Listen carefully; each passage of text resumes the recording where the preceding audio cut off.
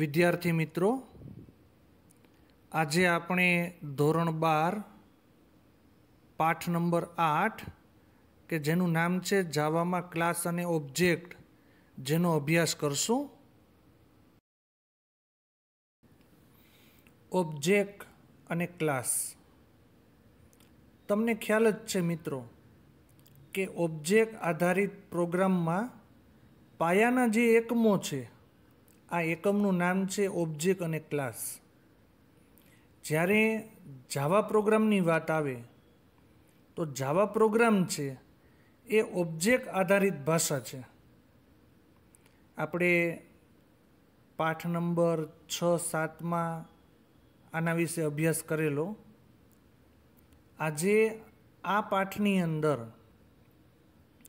કે જાવામાં ક્લાસ અને ઓબ્જેક્ટ શું છે, કઈ રીતે કાર્ય કરે છે, ઓબ્જેક્ટ બનાવવા માટે કયા ઘટકનો ઉપયોગ થાય, એમની અંદર હીપ એટલે શું, ગાર્બેજ કલેક્ટર, ઇન્સ્ટન્ટ, પ્રક્રિયક તેમજ લોકલ વેરિયેબલ અને પોલિમોર્ફિઝમ જેવા શબ્દોનો અભ્યાસ કરશું. અહીં ક્લાસ કે જે ડેટા અને પ્રોગ્રામનો કોડ બંને ધરાવે છે. ડેટા કોને કહેવાય કે જેને એટ્રીબ્યુટ્સ ધરાવે, એટલે કે લાક્ષણિકતા જેની અંદર સમાયેલી હોય. અને પ્રોગ્રામનો કોડ, પ્રોગ્રામની વાત આવે એટલે અચૂક એની અંદર વિધેય કે જેને મેથડ કહે છે, કે જે એની અંદર સમાયેલા હોય. આપણે અગાઉના ચેપ્ટરની અંદર ક્લાસનો ઉપયોગ કરીને મેઇન નામની એક જ મેથડ ધરાવતો પ્રોગ્રામ વિશે માહિતી પ્રાપ્ત કરી. અહીં જાવામાં ફક્ત એક જ ક્લાસ વાપરવો શક્ય છે, પરંતુ મોટા વિનિયોગ એટલે કે એપ્લિકેશન જે હોય તેના માટે આ રીત સારી નથી. જ્યારે સોફ્ટવેર ડિઝાઇન છે એ આપણે ડિઝાઇન કરતા હોઈએ ત્યારે એને ઘણા બધા ઘટકની અંદર વિભાજિત કરવામાં આવે છે, એટલે કે કરી દેવા જોઈએ કે જે તાર્કિક રીતે સંબંધિત કાર્યો કરે છે. જે ભાગની અંદર આપણે વિભાજિત કરીએ, આ દરેક ઘટક કે ભાગનો આપણે એક ક્લાસ બનાવી શકીએ. આપણે એક ઉદાહરણ લઈએ, તમે સ્ક્રીન ઉપર જુઓ. છેલ્લું ઉદાહરણ કે રૂમ નામના ઉદાહરણ આપણે લઈએ કે રૂમ નામનું ઉદાહરણ. હવે એને પ્રોગ્રામની ભાષાની અંદર મઠારીએ કે જે ક્લાસ અને ઓબ્જેક્ટના ખ્યાલ વિશે સમજીએ. આપણું ઘર હોય, છાત્રાલય, હોટલ કે સ્કૂલનો જે ખંડ છે કે જેને રૂમ કહીએ, એ બધાની લાક્ષણિકતાઓ એક સમાન હોય છે. દરેક ખંડ એટલે ક્લાસરૂમ, તેની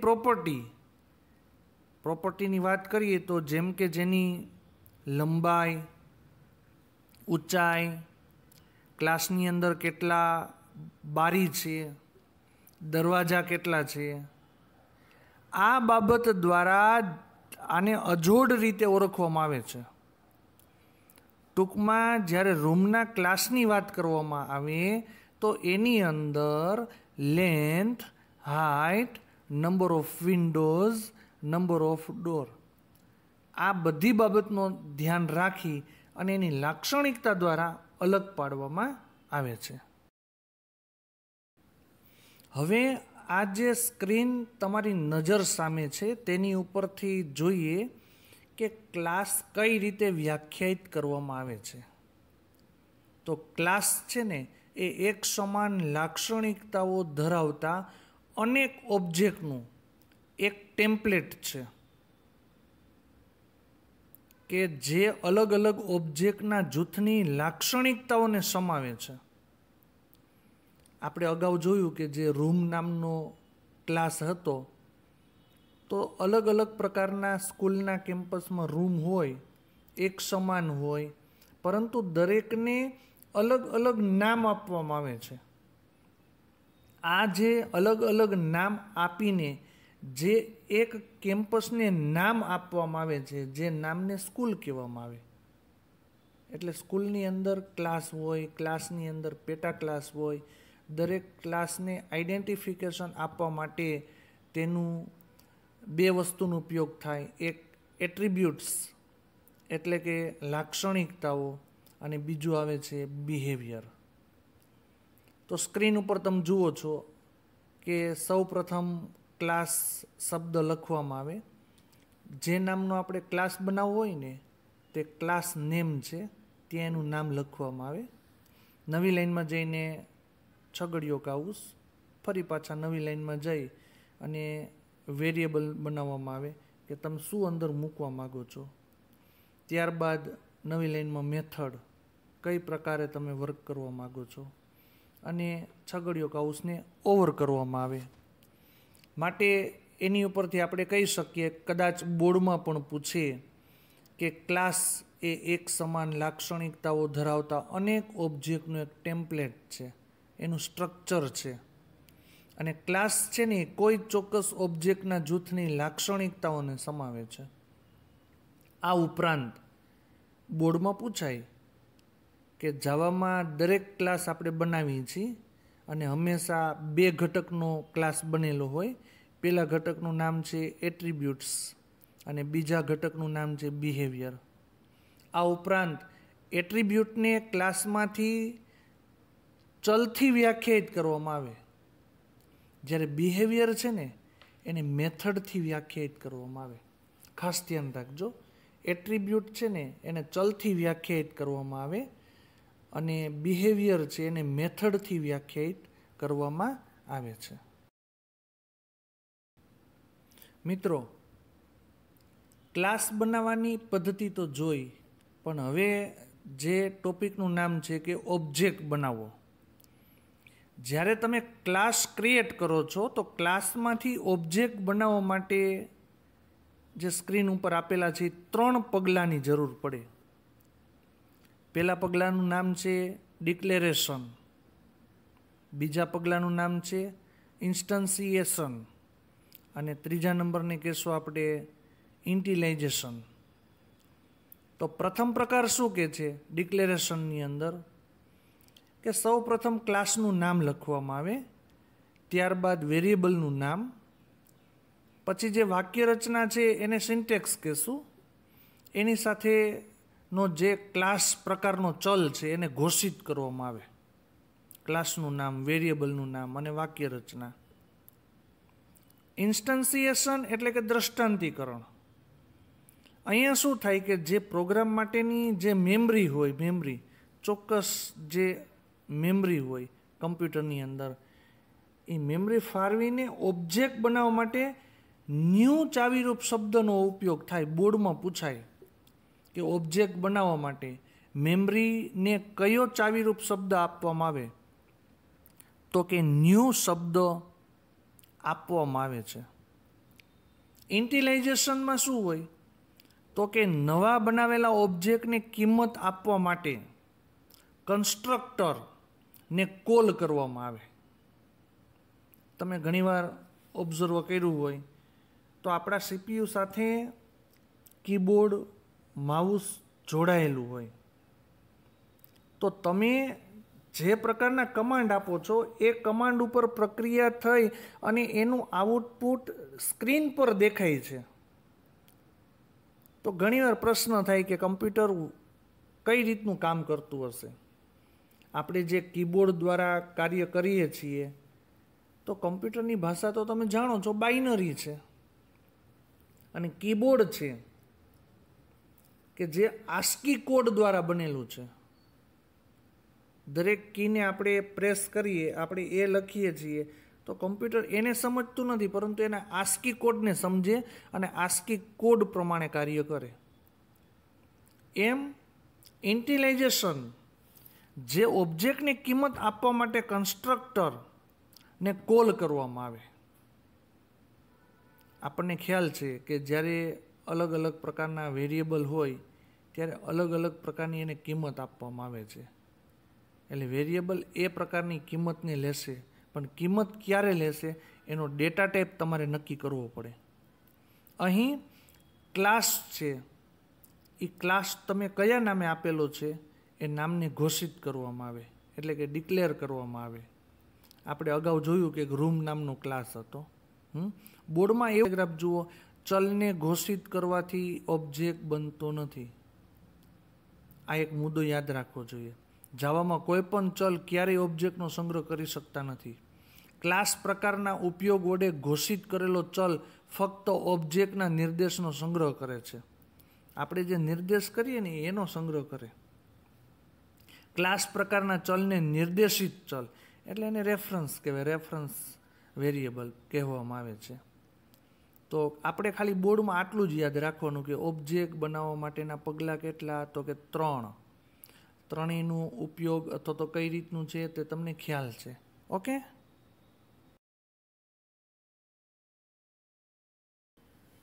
તમને બોર્ડમાં એવું પણ પૂછે કે કયા કીવર્ડનો ઉપયોગ કરીને ઓબ્જેક્ટ બનાવવામાં આવે છે, તો જવાબ આવશે NEW, ન્યૂ. અને ત્યારે તેના એટ્રીબ્યુટની કિંમતનો સંગ્રહ કરવા માટે હીપ, HEAP, હીપ વિસ્તારમાંથી જે મેમરી છે એની ફાળવણી કરવામાં આવે. આ રીતે દરેક ઓબ્જેક્ટના પોતાના ઇન્સ્ટન્ટ વેરિયેબલ હોય છે. ઇન્સ્ટન્ટ એટલે એવા પ્રકારનો વેરિયેબલ કે જે પ્રોગ્રામના અમલ દરમિયાન ઉદ્ભવે. પ્રોગ્રામનો અમલ પૂર્ણ થાય એટલે ઓટોમેટિક એની કિંમત 0 થઈ જાય અથવા તો એ ડિઝેબલ થઈ જાય. તો આને ઇન્સ્ટન્ટ વેરિયેબલ કહેવામાં આવે કે જે મેમરીમાં અલગ અલગ જગ્યા રોકે છે. આપણને એક ઉદાહરણ આપ્યું છે કે આપણે અત્યાર સુધીમાં બનાવેલા બધા રૂમ ઓબ્જેક્ટની વિન્ડોની કુલ સંખ્યા આપણને જોઈએ છે. નાખી કે કોઈ સ્કૂલ હોય એની અંદર રૂમ છે, તો રૂમ નામનો ઓબ્જેક્ટ બન્યો. હવે એની અંદર વિન્ડો એટલે કે બારી કેટલી એની કુલ સંખ્યા જોઈએ. તો આ કિંમતનો સંગ્રહ કરવા માટે દરેક ક્લાસ દીઠ આપણે ફક્ત એક જ ચલની જરૂર પડે. હવે પ્રોગ્રામિંગ ભાષાની અંદર જઈએ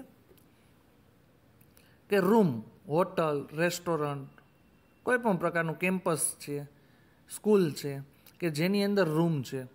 હવે રૂમની અંદર દરેક રૂમ દીઠ બારી કેટલી અને આ બારીનો ટોટલ મારો એટલે ટોટલ વિન્ડોની સંખ્યા આવે. તો આ માટે કિંમતનો સંગ્રહ કરવા માટે દરેક ક્લાસ દીઠ જરૂર પડે. આ ચલને દરેક ઓબ્જેક્ટના એટ્રીબ્યુટ તરીકે સાચવવો પડે. એ અર્થહીન છે. હકીકતમાં તે ઓબ્જેક્ટનો એટ્રીબ્યુટ નથી, પણ તે ક્લાસનો એટ્રીબ્યુટ છે. એટલે આપણે ખાલી એટલું જ વિચારવાનું કે જેટલા રૂમ હશે ને એટલા વેરિયેબલની જરૂર પડે અને એની અંદર તમે જે કિંમતનો સંગ્રહ કરો છો એના માટે ચલની જરૂર પડે. તો આપણે એ વસ્તુ જોવાની કે દરેક ક્લાસ દીઠ ચલને મેમરી ફક્ત એક જ વાર ફાળવવી પડે. આનો અર્થ એ થાય કે ચલ ક્લાસનો ભાગ છે અને ઓબ્જેક્ટનો નહીં. આવા ચલ ડેટાના પ્રકાર પહેલાં સ્ટેટિક કીવર્ડ વાપરવો પડે. પ્રોગ્રામિંગના શબ્દ છે બધા, ન્યૂ, હીપ, રૂમ, સ્ટેટિક. તો આ સ્ટેટિક વેરિયેબલ છે ને એને ક્લાસ વેરિયેબલ પણ કહેવામાં આવે છે. આપણે અહીંયા છેલ્લી લાઈનમાં જુઓ કે ઇન્સ્ટન્ટ વેરિયેબલની કિંમત છે ને કે જેની અંદર ઇન્સ્ટન્ટમાં સંગ્રહ કરવામાં આવે, એટલે કે ઓબ્જેક્ટ માટે જે ફાળવવામાં આવેલી મેમરી છે તેની અંદર સંગ્રહ થાય. જ્યારે ક્લાસ વેરિયેબલની કિંમત છે ને એ ક્લાસના પોતાનામાં જ સંગ્રહ થાય. એટલે વાત એવી જે માહિતીનો સંગ્રહ થાય તેના માટે.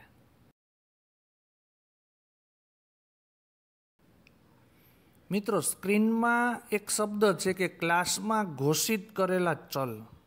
ચલ એટલે વેરિયેબલ, એનું વર્ગીકરણ. જો તમને બોર્ડમાં પૂછે કે ઘોષિત કરેલા ચલનું વર્ગીકરણ કેટલા પ્રકારે કરવામાં આવે તો કે 3 પ્રકારે: લોકલ વેરિયેબલ, ઇન્સ્ટન્ટ વેરિયેબલ અને ક્લાસ વેરિયેબલ. આ ત્રણેય તમને યાદ રહેવું જોઈએ અને ત્રણેયની ડેફિનેશન બાજુમાં આપેલી છે. લોકલ વેરિયેબલ કોને કહેવાય તો કે જે વેરિયેબલ મેથડ કે બ્લોકની અંદર વ્યાખ્યાયિત કરેલા હોય, બ્લોકની અંદર વ્યાખ્યાયિત કરેલા હોય તેને લોકલ વેરિયેબલ કહેવામાં આવે છે. મેથડના નિયમાનુસાર પ્રાચલો તેની લોકલ વેરિયેબલ છે. જ્યારે બ્લોકની ત્યારે લોકલ વેરિયેબલનું નિર્માણ થાય અને જ્યારે મેથડ કે બ્લોકનો અંત આવે ત્યારે તેનો નાશ થાય. બીજા નંબરમાં આવે ઇન્સ્ટન્ટ વેરિયેબલ. આ વેરિયેબલ કયા પ્રકારનો? તો કે ક્લાસની અંદર એટલે કે ક્લાસમાં પણ મેથડની બહાર વ્યાખ્યાયિત કરેલો છે. જ્યારે ઓબ્જેક્ટ નિર્મિત થાય ત્યારે એ હીપ વિસ્તારમાં એની મેમરીની ફાળવણી થાય. જે મેમરીનો પ્રકાર કે જેની અંદર હીપ છે નામ, એની અંદર એની ફાળવણી થાય. અને ઇન્સ્ટન્ટ વેરિયેબલને પૂર્વ નિર્ધારિત કિંમતો આરંભમાં આપવામાં આવે છે. આપણે એમ કહીએ કે આ વેરિયેબલ છે એની શરૂઆત મારી 101થી કરવી છે, તો એને પૂર્વ નિર્ધારિત કિંમત 101 આપવામાં આવે એટલે એની શરૂઆતની કિંમત 101 થઈ ગઈ, ત્યાંથી શરૂઆત કરશે. અને ત્રીજો જે પ્રકાર છે એને ક્લાસ વેરિયેબલ કહેવામાં આવે. ક્લાસ વેરિયેબલને કોઈ ક્લાસની અંદર, મેથડની બહાર અને સ્ટેટિક ચાવીરૂપ શબ્દ સાથે વ્યાખ્યાયિત કરવામાં આવે. અને આ ચલને ક્લાસ દીઠ ફક્ત એક જ વાર મેમરીની ફાળવણી કરવામાં આવે. ટૂંકમાં લોકલ વેરિયેબલ એ મેથડ કે બ્લોકની અંદર વ્યાખ્યાયિત થાય છે. ઇન્સ્ટન્ટ વેરિયેબલ કે જે ક્લાસમાં કોઈ પણ મેથડની બહાર વ્યાખ્યાયિત થાય પરંતુ એની જે મેમરી છે એ હીપ વિસ્તારમાંથી લેવામાં આવે. અને ત્રીજો પ્રકાર ક્લાસ વેરિયેબલ એ ક્લાસની અંદર, મેથડની બહાર અને સ્ટેટિક ચાવીરૂપ શબ્દ સાથે વ્યાખ્યાયિત કરવામાં આવે. મેથડ કે બ્લોકનું નામ આવે તો લોકલ, હીપ શબ્દ આવે તો ઇન્સ્ટન્ટ વેરિયેબલ અને સ્ટેટિક નામ આવે તો class variable. Polymorphism, method overloading. આપણે જ્યારે ઓબ્જેક્ટ બનાવવા માટેના પગલાં જોઈએ તો આપણે એમ કહીએ 3 પગલાં. એની અંદરના પ્રથમ 2 પગલાં કયા હતા? ડિક્લેરેશન અને ઇન્સ્ટન્સિએશન. તો હવે જે ટોપિક છે એની અંદરનું ત્રીજું પગલું શું?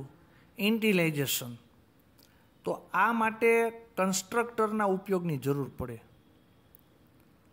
તો કન્સ્ટ્રક્ટર છે એ કઈ રીતે અમલીકરણ કરીએ તે બાબતે જોવી પડે. પણ તેના માટે પોલીમોર્ફિઝમ શબ્દ થાય. તો પોલીમોર્ફિઝમ શબ્દનો અર્થ શું થાય? અનેક સ્વરૂપ કે બહુરૂપતા. આ શબ્દ આપણે પાઠ નંબર 6ની અંદર જોયેલો એટલે તમને ખ્યાલ છે. પણ તમને જો બોર્ડમાં પૂછાય તો તમારે આટલું જ યાદ રાખવાનું કે પોલીમોર્ફિઝમ એટલે શું? તો કે અનેક સ્વરૂપ કે બહુરૂપતા. એટલે કે એક જ નામ સાથે જુદી જુદી મેથડ, જાવામાં એક જ નામ ધરાવતી પણ અલગ અલગ સિગ્નેચર સાથેની વિવિધ મેથડ હોઈ શકે. આને મેથડ ઓવરલોડિંગ કહેવામાં આવે. ઘણીવાર આપણે કોઈ PDF ફાઇલને ડાઉનલોડ કરીએ તો એની અંદર સિગ્નેચર આવે છે, સાઇન આવે છે. તો એ એક સમાન સાઇન હોય છે કે જે પ્રકારની ફાઇલ તમે ડાઉનલોડ કરો તો એની નીચે ઓટોમેટિક એની સિગ્નેચર આવે. તો એના માટેની જે વિવિધ મેથડ હોય એ જે વિવિધ મેથડને મેથડ ઓવરલોડિંગ કહેવામાં આવે છે. ખાસ કરીને તમે જોજો કે મેથડની સિગ્નેચર છે મેથડનું નામ, પરત કિંમતનો પ્રકાર એટલે કે ઓબ્જેક્ટ કે બેઝ પ્રકાર અને પ્રાચલોની યાદીનો સમૂહ દર્શાવે છે. તો બોર્ડમાં કદાચ પોલીમોર્ફિઝમનું પૂછે તો તમને ખ્યાલ છે અનેક સ્વરૂપ કે બહુરૂપતા. કન્સ્ટ્રક્ટર એક વિશિષ્ટ પ્રકારની મેથડ જે નવા ઓબ્જેક્ટ નિર્મિત કરતા સમયે ઇન્વોક કરવામાં આવે છે. ક્લાસના નામની જ ચલ વગરની અને ચલ પ્રકાર વગરની વિશિષ્ટ પ્રકારની મેથડ છે. તેનું કામ શું કન્સ્ટ્રક્ટરનું? તો કે કોઈ પણ કાર્ય કરી શકે પણ મુખ્યત્વે પ્રારંભિક કિંમતો આપવા માટે આ કન્સ્ટ્રક્ટર છે તેની રચના કરવામાં આવે છે. એટલે કે ઇન્ટિલાઇઝેશન એક્શન કહેવામાં આવે કે જે ડિફોલ્ટ તરીકે કામ કરતું હોય. કોઈ વાર તેને ચલ વગરના કન્સ્ટ્રક્ટર તરીકે પણ ઓળખવામાં આવે છે. તો આને કન્સ્ટ્રક્ટર કહેવામાં આવે છે. એક્સેસ કંટ્રોલ માટેના વિઝિબિલિટી મોડિફાયર એટલે કે એક્સેસ કંટ્રોલ એ દ્રશ્યતાની નિયંત્રણ બાબત છે.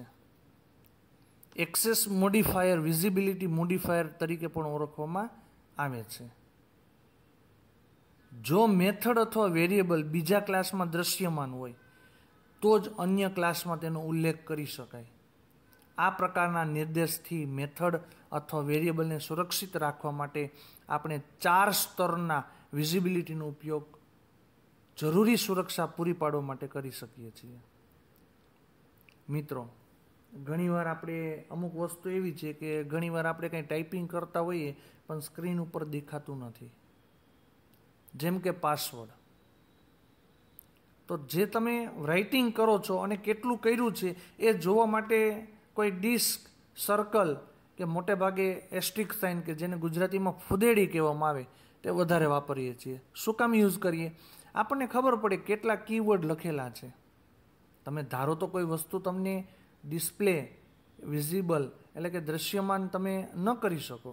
તમને એમ થાય કે મારે એને અદૃશ્ય રાખવું છે, કોઈ જોઈ ન શકે, એવું તમે મૂકી શકો. પણ શું કામે મૂકીએ? કે યુઝરને ખ્યાલ પડે કે તમે કેટલા કીવર્ડ લખેલા છે. જ્યારે સુરક્ષાની વાત આવે કે પ્રોટેક્શનની, તો જે એના 4 P બોર્ડની અંદર પૂછાય કે એક્સેસ કંટ્રોલ માટેના વિઝિબિલિટી મોડિફાયર સુરક્ષા કે પ્રોટેક્શન છે, એના P કેટલા છે? તો કે 4. પહેલા નંબરને પબ્લિક, બીજા નંબરને પેકેજ, ત્રીજા નંબરને પ્રોટેક્ટેડ અને ચોથા નંબરને પ્રાઇવેટ કહેવામાં આવે. 4 પ્રકારના P છે: પબ્લિક, પેકેજ, પ્રોટેક્ટેડ અને પ્રાઇવેટ. ખાસ યાદ રાખજો મિત્રો. પહેલો પ્રકાર પબ્લિક. કોઈ પણ મેથડ કે ચલ જે ક્લાસમાં વ્યાખ્યાયિત કરેલા હોય તેમાં જ તે ઉપલબ્ધ એટલે કે વિઝિબલ હોય. જો આપણે એ ક્લાસની બહાર બધા ક્લાસમાં ઉપલબ્ધ બનાવવા ઈચ્છતા હોઈએ તો તે મેથડ અથવા ચલને પબ્લિક એક્સેસ માટે ઘોષિત કરો. આ સૌથી વધારે શક્ય એક્સેસ છે. ટૂંકમાં તમારે આની વ્યાખ્યા જોવાની છે પબ્લિકની, કે કોઈ પણ મેથડ કે ચલ કે જે ક્લાસમાં વ્યાખ્યાયિત કરેલા હોય તેના જે ઉપલબ્ધ છે કે જેને જોઈ શકાય એ બધાને પબ્લિક ક્લાસ કહેવામાં આવે છે. ખાસ યાદ રાખજો કે જે એક્સેસ કંટ્રોલ માટેના વિઝિબિલિટી મોડિફાયર 4 P હતા એની અંદરનો પહેલો પ્રકાર. અને બીજો જે પ્રકાર છે કે જેને પેકેજ કહેવામાં આવે. આ પેકેજનો ઉપયોગ ક્યાં થાય? તો કે કોઈ પણ મોડિફાયર વિના, વિધાઉટ એની મોડિફાયર એનો ઉપયોગ થાય. આ બીજા સ્તરનો એક્સેસ છે કે જેને કોઈ નિશ્ચિત નામ નથી. તે ઘોષિત કરવાના વિધાનમાં કોઈ પણ પ્રકારના એક્સેસ મોડિફાયરની ગેરહાજરી વડે જણાવવામાં આવે છે. અને આ ડિફોલ્ટ સ્તરનું પ્રોટેક્શન કે રક્ષણ છે. તેના વિસ્તાર પબ્લિક ચલ કરતાં ઓછો છે. ટૂંકમાં બોર્ડમાં પૂછાય તો આટલું યાદ રાખવાનું કે જે બીજા પ્રકારનો P છે પેકેજ, એને કોઈ નિશ્ચિત નામ નથી. અને જ્યારે એક્સેસ મોડિફાયરની ગેરહાજરી વડે જણાવવામાં આવે છે ત્યારે એને રન કરવામાં આવે છે. ત્રીજો પ્રકાર પ્રોટેક્ટેડ. આ સ્તરના પ્રોટેક્શનનો ઉપયોગ ફક્ત સબ ક્લાસને એક્સેસ કરવા માટે અથવા તો ફ્રેન્ડ તરીકે ઘોષિત કરેલી મેથડ સાથે સહિયારા ઉપયોગ માટે થાય છે. અને ચોથા નંબરનો જે P છે એને પ્રાઇવેટ કહેશું. પ્રાઇવેટ કક્ષાનું પ્રોટેક્શન વાપરવાથી સૌથી ઉચ્ચ કક્ષાનું પ્રોટેક્શન મેળવી શકાય છે. તે પ્રાઇવેટને ક્લાસની અંદર જ વ્યાખ્યાયિત મેથડ દ્વારા સીધા એક્સેસ કરી શકાય છે. તે અન્ય કોઈ પણ ક્લાસ દ્વારા જોઈ શકાતા નથી. અને મિત્રો, આટલું પણ યાદ રાખજો કે હકીકતમાં તે સામાન્ય રીતે વપરાતા પ્રોટેક્શનનું સ્તર છે. તે ડેટા એન્કેપ્સ્યુલેશન દ્વારા પૂરું પાડવામાં આવે છે. ડેટા એન્કેપ્સ્યુલેશન છે તે પાઠ નંબર 6ની અંદર જોયું, તમને ખ્યાલ છે. અને દુનિયાની નજરમાંથી ડેટાને છુપાવે છે અને તેની ખોટી રીતની ગણતરીને મર્યાદામાં રાખે છે. ઘણીવાર આપણે કંઈ સિમ કાર્ડ છે કે કોઈ એપ્લિકેશનનો પાસવર્ડ છે તો એની અંદર અમુક લિમિટેશન આપેલું હોય કે તમે આટલી વાર એની અંદર પાસવર્ડ રોંગ એટલે કે ખોટો નાખી શકો, ત્યારબાદ એ લોકો કેલ્ક્યુલેશન કરીને એ એપ્લિકેશન છે એને સ્ટોપ કે બ્લોક કરી દે છે. તો એના માટે પ્રાઇવેટ કી છે એનો ઉપયોગ કરવામાં આવે છે.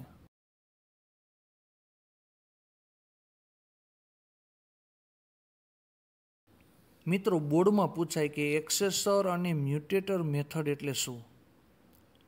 તો કે જ્યારે આપણે ડેટાને પ્રાઇવેટ ઘોષિત એટલે જાહેર કરવું, જાહેર કરીને તેનો એક્સેસ મર્યાદિત કરીએ એટલે કે એનો વપરાશ સ્વીકાર મર્યાદિત કરીએ, ત્યારે આપણો હેતુ અન્ય ક્લાસની મેથડ વડે તે સીધા એક્સેસ કરવાથી અથવા તેમાં ફેરફાર કરવાથી તેનું રક્ષણ કરવાનો છે. ટૂંકમાં કહીએ તો જો આપણે આ ડેટાનો ઉપયોગ અન્ય દ્વારા માન્ય રાખતા હોઈએ તો આપણે એક્સેસર મેથડ લખીએ છીએ.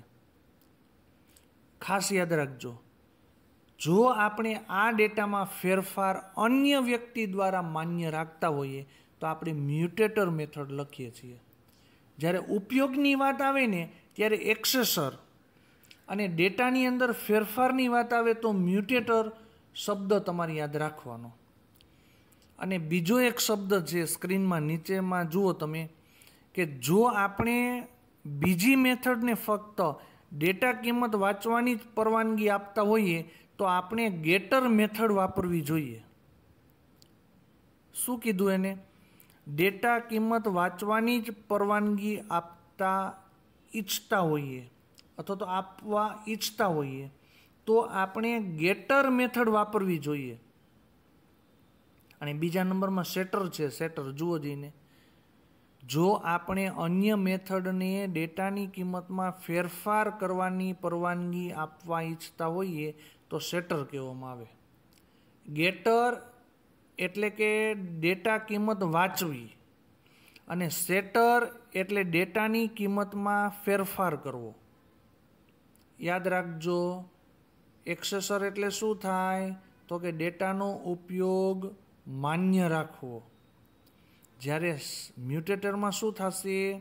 ડેટામાં ફેરફાર છે એને માન્ય રાખવો. જ્યારે ગેટરમાં શું થશે? વાંચવાની પરવાનગી આપવી. અને સેટરમાં શું થશે? ડેટાની કિંમતમાં ફેરફારની પરવાનગી આપવી. અને છેલ્લો મુદ્દો કે આ પાઠમાં આપણે અભ્યાસ શું કર્યો તો કે આપણે ક્લાસ અને ઓબ્જેક્ટ કઈ રીતે બનાવવા, ક્લાસના ઇન્સ્ટન્ટ વેરિયેબલ કેવી રીતે એક્સેસ કરવા, તેના ઓબ્જેક્ટ છે એની ઇન્સ્ટન્ટ મેથડ ઇન્વોક કરતી વખતે કઈ બાબત છે તેના વિશેની ડેફિનેશન જોઈ. આ ઉપરાંત કન્સ્ટ્રક્ટર એ ક્લાસના નામની જ છે કે જે ચલ વગરની અને પ્રકાર વગરની વિશિષ્ટ મેથડ છે. આ ઉપરાંત આપણે શું જોયું તો કે સ્ટેટિક શબ્દ જોયો. સ્ટેટિક મેમ્બરને ક્લાસ દીઠ ફક્ત એક જ વાર મેમરી ફાળવવામાં આવે છે. પછીનો જે ટોપિક જોયો એને કીધું વિઝિબિલિટી. પછી આપણે 4 પ્રકારના પી જોયા અને એની અંદર આપણે પ્રોટેક્ટેડ બધી વસ્તુને જોઈ. અને છેલ્લે આપણે પ્રાઇવેટ પી પણ જોયેલો. આ ઉપરાંત જ્યારે સુરક્ષાની વાત આવે સિક્યુરિટીની તો એના માટેનો જે ઇન્સ્ટન્ટ વેરિયેબલ છે તો એની અંદર ગેટર અને સેટર જોયા. તો આવા જે શબ્દો દ્વારા આપણે પાઠ નંબર 8 છે એને અહીંયા હું પૂર્ણ કરું છું. જય હિન્દ, જય ભારત, મહાદેવ હર.